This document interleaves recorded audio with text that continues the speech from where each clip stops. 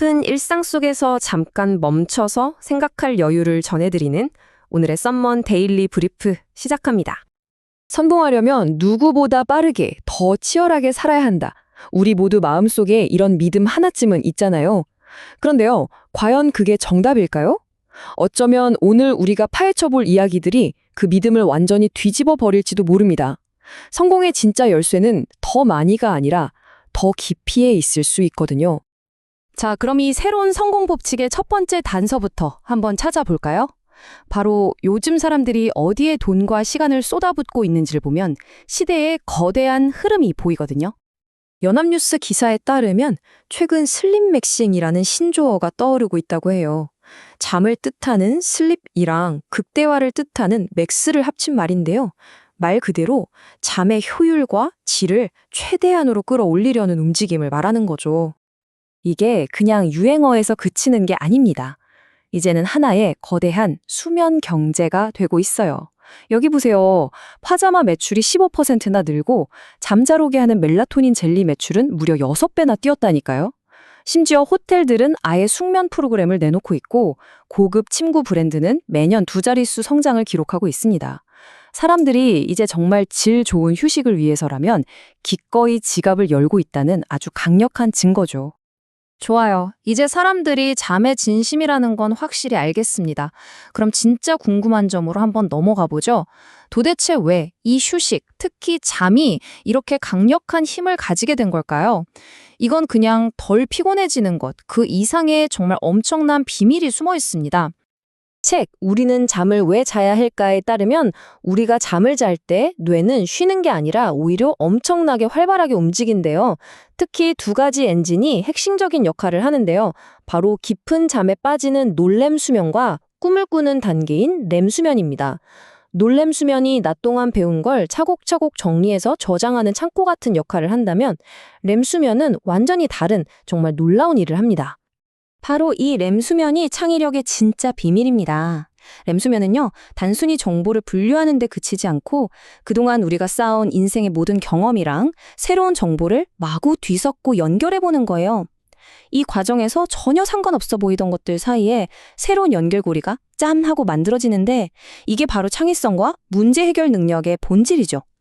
말 그대로 밤사이 우리의 뇌가 스스로 브레인스토밍을 하는 셈입니다. 정말 신기하지 않나요?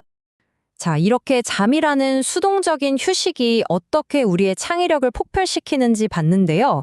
이번엔 반대로 능동적인 휴식, 그러니까 복잡한 세상 속에서 정신을 명료하게 집중하는 기술에 대한 이야기로 넘어가 보겠습니다. 놀랍게도 이 지혜는 수천 년 전 로마에서 시작됩니다. 책, 이토록 멋진 휴식에 나오는 이 문장. 정말 강력하지 않나요? 당시 세상에서 가장 바쁘고 가장 힘이 셌던 사람. 바로 로마 황제 마르쿠스 아우렐리우스가 한 말입니다. 그는 무조건 많이 하는 게 아니라 본질적인 것에 집중하라고 강조했어요. 바로 이 생각이 스토아 철학의 핵심입니다. 이건 절대 에이 그냥 포기해 이게 아니에요. 오히려 그 반대죠.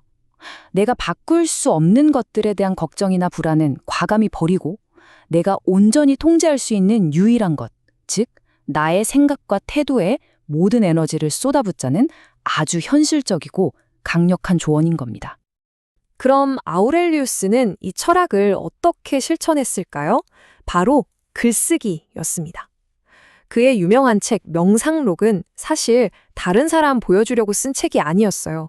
매일의 스트레스와 고민을 정리하기 위해 쓴 지극히 개인적인 일기였던 거죠. 복잡한 생각을 글로 꺼내서 객관적으로 바라보는 것, 이것이야말로 그가 위대한 지도자가 될 수 있었던 능동적 휴식법이었습니다. 자, 그렇다면 이 수천 년 전 고대의 철학이 과연 현대에도 통할까요? 물론이죠.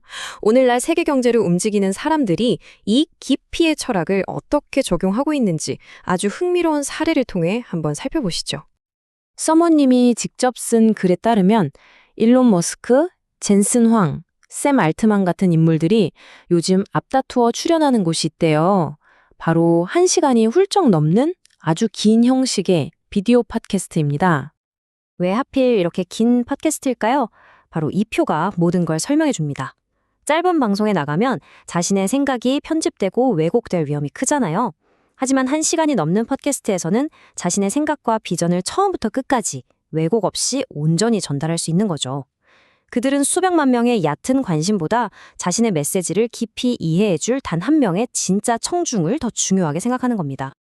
정말 멋진 예시가 바로 노르웨이 국부펀드 팟캐스트예요. 놀라운 건 구독자 수인데요. 고작 9만 명에 불과합니다. 하지만 이 채널에 출연한 사람들의 면면을 보면 그야말로 입이 떡 벌어지죠. 이들에게 중요한 건 수백만 구독자가 아니라 자신들의 복잡하고 깊이 있는 메시지를 왜곡 없이 전달할 수 있는 깊이 그 자체인 겁니다. 자, 지금까지 살펴본 이야기들을 한번 쫙 끼워볼까요? 깊은 잠의 과학, 본질에 집중하는 고대 철학, 그리고 깊이 있는 대화를 추구하는 현대 리더들의 모습까지. 이 모든 것들을 관통하는 하나의 거대한 패턴이 보이지 않으신가요? 바로 이것입니다.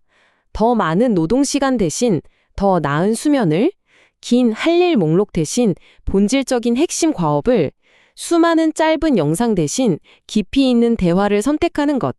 성공의 패러다임이 양에서 질로, 분주함에서 깊이로 완전히 이동하고 있는 거예요. 그리고 이런 변화는 단지 황제나 억만장자들만의 이야기가 아닙니다. 매일 분주함 속에서 본질을 찾으려 애쓰는 우리, 바로 서먼 멤버십 회원분들에게야말로 가장 필요한 지혜일지도 몰라요. 우리 역시 삶에서 무엇이 진짜 중요한지, 어디에 한정된 에너지를 집중해야 할지 매일 선택해야 하니까요. 더 열심히, 더 많이 아니라 진짜 필요한 일에 에너지를 집중하는 것이 성공에 도달하는 길인 것 같은데요. 그런 의미에서 나는 정말 진심으로 내가 옳다고 생각하는 일을 하고 있는지에 대해 한번 고민해보는 시간을 가지는 것이 중요하지 않을까 싶습니다. 워런 버핏의 평생 파트너였던 찰리 먼거의 이 말처럼 속도보다는 방향이, 분주함보다는 올바른 깊이가 우리에게 진짜 즐거움과 성공을 가져다 줄 겁니다. 늘 감사합니다.